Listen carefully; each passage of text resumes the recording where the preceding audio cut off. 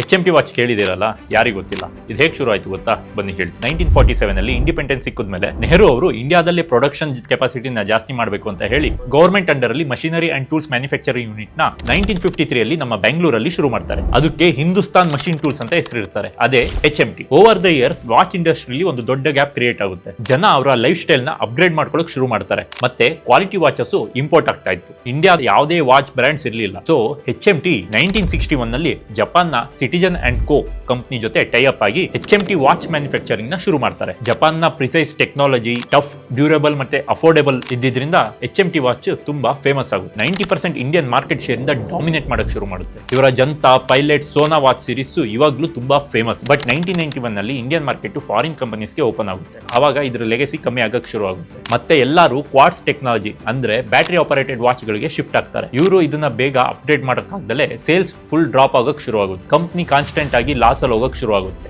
2016 ಅಲ್ಲಿ HMT watch production complete ಆಗಿ stop ಆಗುತ್ತೆ. ನೀವು ಯಾವತ್ತಾರು HMT ವಾಚ್ ಯೂಸ್ ಮಾಡಿದ್ರೆ ಅಥವಾ ಈಗಲೂ ಯೂಸ್ ಮಾಡ್ತಿದ್ರೆ ಕಮೆಂಟ್ ಮಾಡಿ.